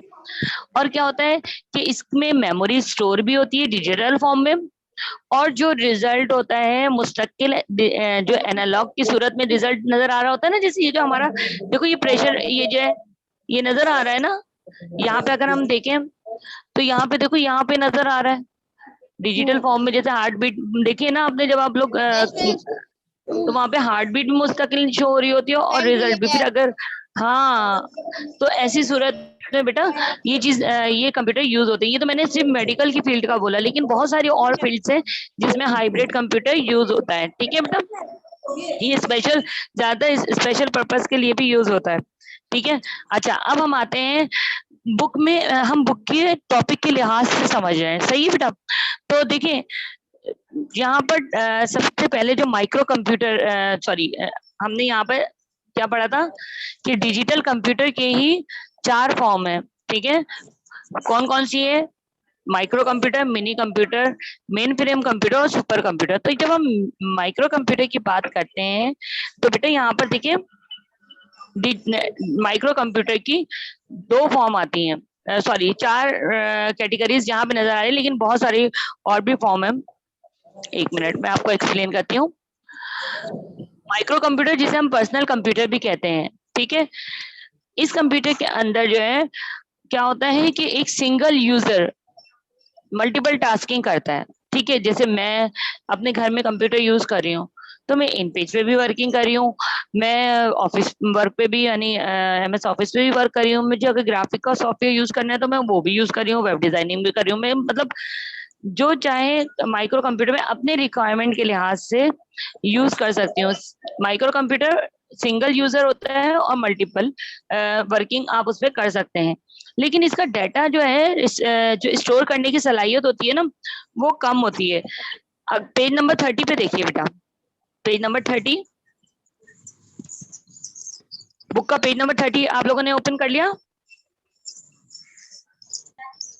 यस मिस, ठीक है, अब यहाँ पे देखिए बेटा पेज नंबर 30 पर कि यहाँ पर सबसे पहले माइक्रो कंप्यूटर के आगे क्या लिखा हुआ है? Personal computer. मैं आपसे ये भी सवाल पूछ सकती हूँ कि पर्सनल कंप्यूटर कौन सी कैटेगरी में शामिल है? आप कहेंगे माइक्रो कंप्यूटर में। और अगर मैं ये पूछती हूँ कि माइक्रो कंप्यूटर को और क्या कहा जाता है, तो आप कहेंगे पर्सनल कंप्यूटर या PC। फिर ये कहा जाएगा कि आप ये बताइए कि माइक्रो कंप्यूटर किस टाइप के यूजर यूज कर सकते हैं, तो आप कहेंगे सिंगल यूजर है, यूज करने के लिए यूज होता है, ठीक है। माइक्रो कंप्यूटर सिंगल यूजर के लिए यूज होता है।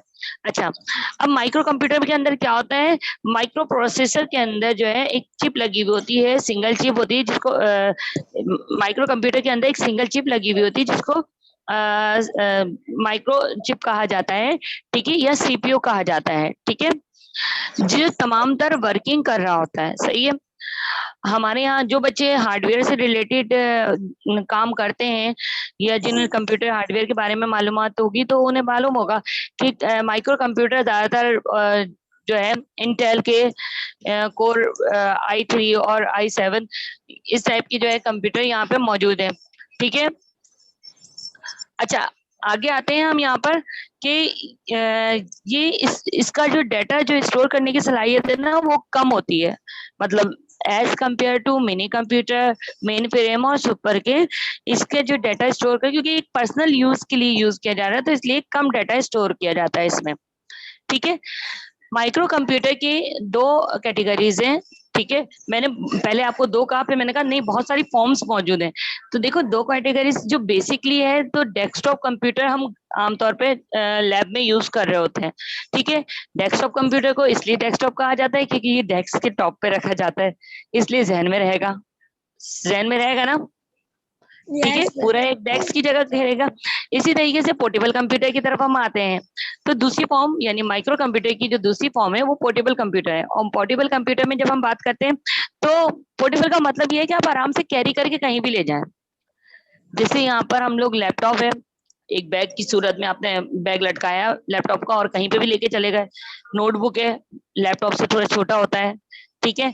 इसी तरीके से टैबलेट है, ठीक है।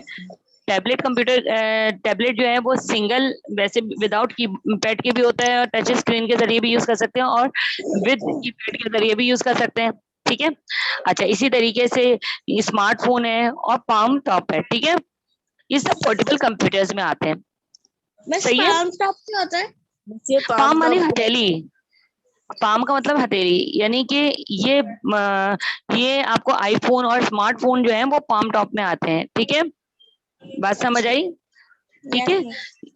अच्छा, यहाँ पर हम आते हैं वापस पीछे। अच्छा, अब मैं आपसे पूछना शुरू कर रही हूँ सवाल, ठीक है। पहला सवाल, माइक्रो कंप्यूटर को क्या कहा जाता है? माइक्रो कंप्यूटर को पर्सनल कंप्यूटर कहा जाता है, पर्सनल कंप्यूटर। वेरी नाइस, शाबाश। अच्छा, ये बताइए बेटा कि माइक्रो कंप्यूटर जो है वो मल्टी यूजर है या सिंगल यूजर मल्टीटास्क है? सिंगल यूजर मल्टीटास्क है। वेरी गुड, शाबाश। अच्छा, ये बताइए बेटा कि माइक्रो कंप्यूटर जो बिल्ड होता है उसमें क्या लगा होता है? सीपीयू के, हाँ जी, सही सही, शाबाश। अच्छा, ये बताइए बेटा कि ये साइज में बहुत बड़े होते हैं या छोटे होते हैं? छोटे होते हैं, बहुत छोटे होते हैं। अच्छा, यानी आपको पर्सनल लिहाज से हर साइजेस में मिलेंगे। अच्छा, अब ये बताइए मुझे कि अगर हम माइक्रो कंप्यूटर को डिवाइड करते हैं तो कितनी कैटेगरी में डिवाइड करेंगे? Very good. अच्छा, ये बताइए हाँ, और एक आपने पोर्टेबल कंप्यूटर बता दिया, दूसरा कौन सा था? Desktop computer. शाबाश, वेरी नाइस बेटा। अच्छा, ये बताइए, एक मिनट। अच्छा, किसी को याद है बेटा इस वक्त कौन से स्टूडेंट जो है वो अभी लेफ्ट हुए हैं? No miss. क्योंकि उनकी अटेंडेंस जो है ना वो चले जाएगी फिर। एक मिनट हो गए, मैं सर्च कर लेता हूँ उसको। अच्छा जी,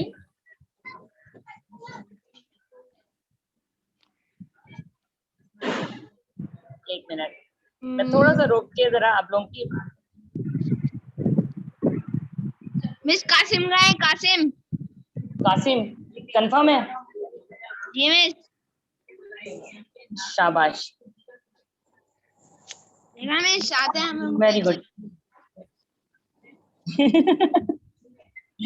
आप लोग माशाल्लाह बहुत ज़हीन बच्चे हो, मुझे बहुत खुशी है कि मैं आप जैसे अच्छे बच्चों की क्लास ले रही हूँ। और जो बच्चे क्लास में सही से पार्टिसिपेट नहीं कर रहे बेटा, तो वो अपना नुकसान कर रहे हैं। एक मिनट जब तक रुके, कि मैं आप उनको बोल मैसेज कर रहा हूँ दूंगा। क्योंकि फिर अटेंडेंस नहीं लगेगी ना।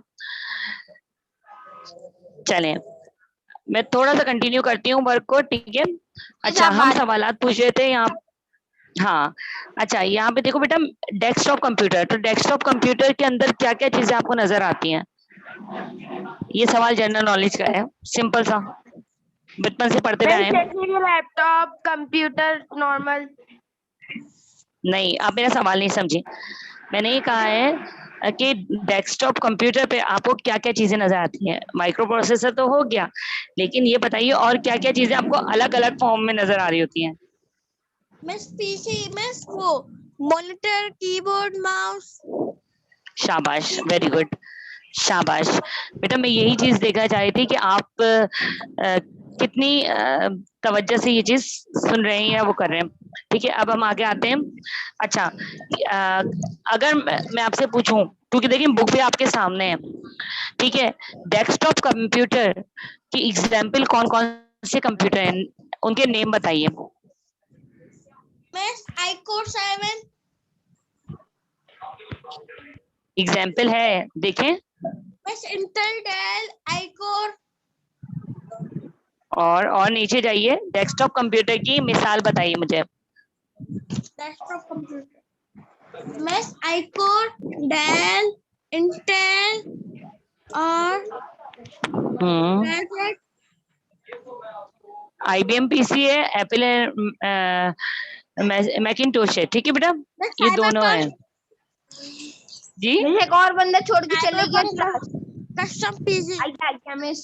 उन्हें लग रहा है शायद मैंने तस्वीर ले ली, लेकिन मैंने तस्वीर नहीं ली है, तो इसीलिए वो खुद ही पता चल जाएगा। अच्छा, आगे आते हैं, सही है, आगे चले। Yes miss. अच्छा, इनमें कोई आपको इश्यू बेटा? इसे पोर्टेबल एकदम कंप्यूटर, पुराना वाला समझा दे नो मिस। यार, मेरा नेट प्रॉब्लम कर रहा है। ये शायद सर्वर होते हैं ना मिस। मिस कासिम जी मिस जी यूज जी। कैसे करते हैं? नेट आपको ये ISPs जो है प्रोवाइड करते हैं ना, इंटरनेट सर्विस प्रोवाइडर के जरिए आपको नेट मिलता है, जिसका पैकेज होता है, ठीक है ना, और डिवाइसेस कनेक्ट की जाती हैं कंप्यूटर से, सही है। अच्छा, लेकिन यहाँ पर हमारा ये तो हमारी जब तक है हम सर्विस नहीं लेंगे इंटरनेट सर्विस प्रोवाइडर से, तो उस वक्त तक के हम अपने या डिवाइसेस कनेक्ट नहीं करेंगे, तो उस वक्त तक के हम नेट से कनेक्ट नहीं हो सकते, ठीक है। अच्छा, ये भी आपका आगे टॉपिक आएगा नेटवर्किंग का। अच्छा बच्चों, पोर्टेबल कंप्यूटर में फॉर्म क्या है? लैपटॉप, यानी आप गोद, लैप का मतलब है गोद, तो आप आराम से अपने गोद में रख के भी इसे यूज कर सकते हैं। नोटबुक थोड़ा सा छोटा होता है, ठीक है। आमतौर पे आपने देखा होगा ना, लैपटॉप ज्यादातर लोग क्या होता है बेड पे बैठे बैठे यूज कर रहे होते हैं, टेबल पे Yes, हल्की देख के, कहीं पे भी होटल वगैरह में बैठ गए अपना लैपटॉप यूज कर रहे हैं। अच्छा, नोटबुक हैंडी होता है। बिल्कुल पोर्टेबल होता है, आप इसको बैग में रख के कहीं पे भी यूज लेके जा सकते हैं, ठीक है। बल्कि अब तो मगर मिस मोबाइल इससे भी अच्छा है, जेब में रख के लेके चले आओ। नहीं नहीं नहीं, देखो हर चीज का ना अपना एक काम करने का तरीका होता है। बाज जगहों पे जॉब में रिक्वायरमेंट ये होती है कि अगर आपके पास लैपटॉप है तो आप जॉब कर सकते हो। कुछ फील्ड वर्क ऐसे होते हैं जिसमें आपके लिए रिक्वायरमेंट होती है, और कुछ फील्ड ऐसी होती है कि जैसे आप जैसे मेडिकल स्टोर पे अगर आप जाएं, तो वहां पर अगर जो मेडिसिन लेने आते हैं, तो उनके पास मैंने ज्यादातर पाम टॉप देखा है कि उसके साथ ही जो है उसके जरिए जो है वो तमाम डाटा उसमें होता है, उसमें वो टिक लगाते रहते हैं कि किस किस मेडिसिन की नीड है, किसकी नहीं है, तो इस तरीके से वो उनके पास रिकॉर्ड रहता है। जबकि यहाँ लैपटॉप या नोटबुक लैपटॉप के मुकाबले में थोड़ा छोटा होता है, ठीक है, लैपटॉप थोड़ा बड़ा होता है, लैपटॉप में नोटबुक भी आता है और अल्ट्रा बुक भी आता है, ठीक है। ये दोनों कैटेगरी एक ही जैसे इसी के अंदर होगा, ठीक है। फिर हम आते हैं टैबलेट की तरफ। तो टैबलेट मैंने आपको बताया कि ये टच स्क्रीन होती है इसकी, ठीक है, और साथ में आप इसको चाहें तो इसको कनेक्ट कर सकते हैं कीपैड के जरिए भी, ठीक है। तो इस तरीके से जो है टैबलेट जो है यूज किया जाता है। अच्छा, टैबलेट में भी बहुत सारे फीचर्स होते हैं, ठीक है। आप ये जरूरी नहीं कि गेम के लिए आप इस पर वर्किंग भी कर सकते हैं, कीपैड लगा के, ठीक है, या कीबोर्ड अलग से अटैच करके। अच्छा, यहाँ पर आगे आते हैं हम, स्मार्टफोन और पाम टॉप। तो इसमें देखो बेटा, सबसे पहली चीज तो ये आ जाती है कि इनमें डाटा स्टोर करने की कैपेबिलिटी कम होती है। होने वाली है खत्म। ठीक है बेटा। और दूसरी चीज ये कि इसे आप आराम से कहीं पे भी यूज कर सकते हैं। ठीक है, आगे बेटा आते हैं। यहाँ कोई इश्यू बेटा? No miss. चलें अब, चलें, इशू नहीं है तो सवालात पूछती हूँ। एक ठीक है। मिनट। जी बताएं। मैं नोटबुक क्या होता है? नोटबुक तो मैंने कहीं सुना ही नहीं नाम। नोटबुक नोटबुक लैपटॉप से थोड़ा छोटा होता है साइज में। मैंने यूज किया है, मेरे पास काफी अर्से तक रहा है। ठीक है, होता है लैपटॉप की ही जी। नोटबुक भी मोबाइल की तरह ही होता है, जैसे टच। नहीं नहीं नहीं नहीं, नोटबुक में उसमें आप लिखना लैपटॉप की पड़ता तरह है यूज ना, कर रहे होते हैं। हाँ, हैंड उसमें राइटिंग की नोटबुक लैपटॉप टाइप का होता है। नहीं मिस, मैंने कहा नई चीज भी आ गई है, एक नोटबुक। नहीं, अब तो आप मैंने आपसे कहा है कि आप टेक्नोलॉजी से कनेक्ट रहें। कौन कौन सी डिवाइसेस आ रही हैं बेटा अब मुस्तकबिल में, और क्या क्या हम, चूंकि हम फिफ्थ जनरेशन में दाखिल हो चुके हैं, तो अब ये आर्टिफिशियल इंटेलिजेंस का जमाना है। मतलब आपको तमाम तर चीजें मुहैया तो हो रही है, लेकिन अगर आपके पास स्किल्स नहीं है, अगर आपको किसी चीज के बारे में मालूम ही नहीं है बेटा, तो आप कैसे उसको यूज कर सकते हो? जैसे अच्छी बात यह है कि आपने नोटबुक के बारे में पूछा। कंफ्यूजन क्या हो रही है कि नोटबुक का मतलब क्या मोबाइल की तरह होगा? नहीं, ये लैपटॉप की ही एक फॉर्म है। ठीक है, साइज में लैपटॉप से थोड़ा सा छोटा होता है। ठीक है, मैं समझ जनरेशन जी बेटा, दोबारा बोले। जो हम जनरेशन में है ना, वो कुछ भी नहीं है जो आगे आने वाली जनरेशन है। अच्छा, लेकिन उस तक पहुंचने के लिए आपको फिर अपने माइंड को भी तो वैसे ही करना पड़ेगा ना बेटा। हम हमें कोई चीज भी अगर नहीं मालूम है तो हम कोशिशें करेंगे उसके बारे में सर्च करें कि ये है क्या। जब तक हम सर्च नहीं करेंगे, हम ढूंढेंगे नहीं, तो फिर आगे हम कुछ भी नहीं कर सकते। ठीक है, वरना फिर ये कहेंगे भाई ये क्या, तो है मालूम ही नहीं किसी चीज के बारे में। सही है ना? तो हमें तो सब चीजें मालूम करनी है। हम कंप्यूटर पढ़ रहे हैं तो आगे हमें उसी लिहाज से, मुस्तकबिल के लिहाज से ही वर्किंग करनी है। अच्छा, ये इसीलिए ये जो 7 क्लास का ये चैप्टर जो है, इसमें पर्सनल, अब तक सिर्फ माइक्रो कंप्यूटर के बारे में आपने पढ़ा था, लेकिन अब डिटेल में आपने डेस्कटॉप और पोर्टेबल कंप्यूटर के बारे में पढ़ा है। ठीक बोल रही हूँ ना मैं? Yes miss. क्योंकि इससे पहले आप लोगों ने इस चीज के बारे में नहीं पढ़ा था। अच्छा, अब हम आते हैं यहाँ पे नेक्स्ट क्वेश्चन की तरफ आते हैं, नेक्स्ट टॉपिक की तरफ। ठीक है, अब हमारे पास साइज वाइज कंप्यूटर आ गए हैं। ठीक है, हमने कहा क्या चीज छोड़ी थी यहाँ पर? हमने यहाँ पर इस चीज को लीव किया था क्या? Mini computer, main frame computer और सुपर कंप्यूटर, इनके बारे में हमें जो है वो मालूमात करनी है। ठीक है, अच्छा, इसके बारे में आप लोग काफी कुछ पढ़ भी चुके हैं। अब मैं आपसे अगर पूछूं कि मिनी कंप्यूटर कितना बड़ा होता है, ठीक है, और इसमें कितने लोग जो है, इसे कितने लोग यूज करते हैं, ठीक है, और सेकंड चीज ये कि ये कहाँ इस्तेमाल किया जाता है, ठीक है, तो आप मुझे क्या जवाब देंगे? कोई जवाब देगा मुझे? पहला सवाल मैंने पहला सवाल ये क्या है कि मिनी कंप्यूटर किस टाइप के कंप्यूटर से बड़े होते हैं? Miss mini computer micro computer से बड़े होते।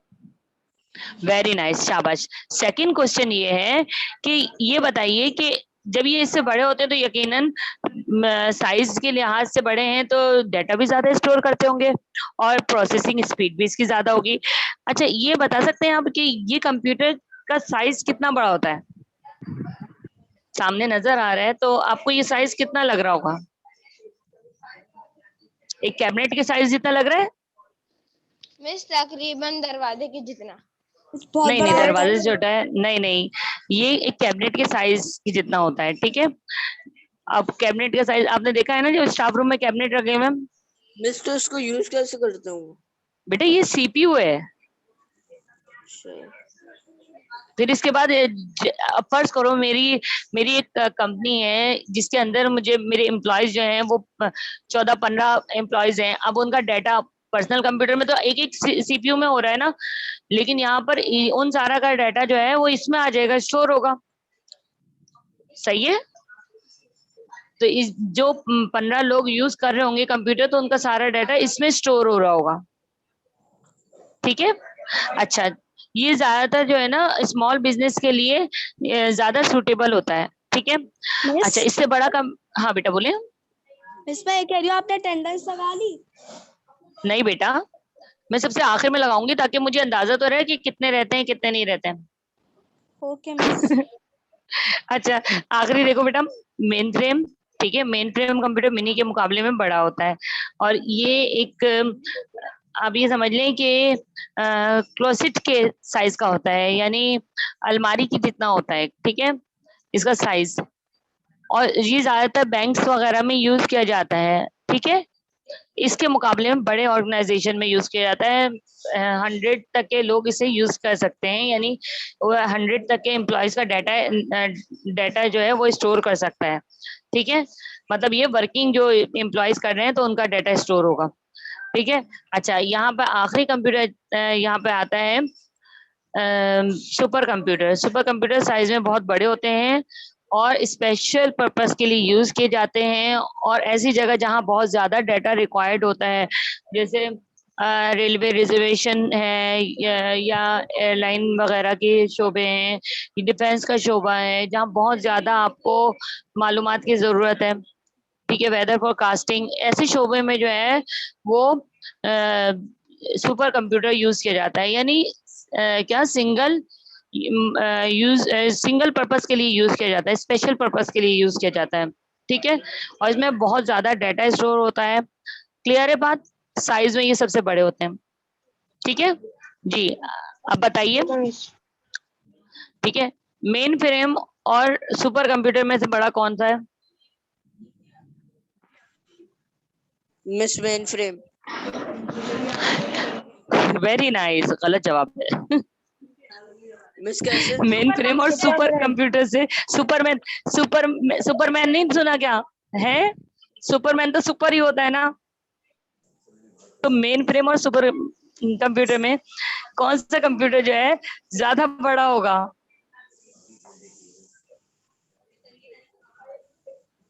मिस क्या हो गया बच्चों? समझ नहीं आया। कॉमन सेंस की बात है, सुपर कंप्यूटर जब अच्छा देखो, मैंने पूछा साइज के लिहाज से, सुपर कंप्यूटर बड़ा होगा ना बेटा। आप क्यों कंफ्यूज हो रहे हैं? मेन फ्रेम कंप्यूटर तो एक क्लोसेट के साइज का है, एक अलमारी के साइज का है, लेकिन ये एक रूम के साइज का होगा सुपर कंप्यूटर। ठीक है, तो सिंपल सी बात है कि अगर तमाम कंप्यूटर्स में देखा जाए तो सबसे बड़ा कंप्यूटर कौन सा होगा? Super computer. उससे छोटा मेन फ्रेम होता है। सुपर कंप्यूटर स्पेशल पर्पस के लिए यूज किया जाता है, और सिंगल टास्किंग के लिए यूज किया जा रहा होता है, पर्पस के लिए यूज किया जा रहा होता है।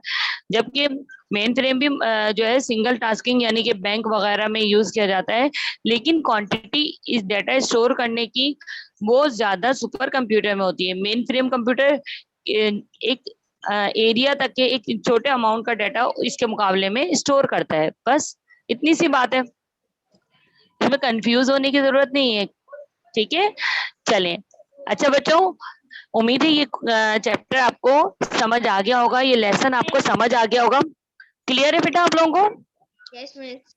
यस क्योंकि सिंपल सी बात है। शीट भी ले ली है आज।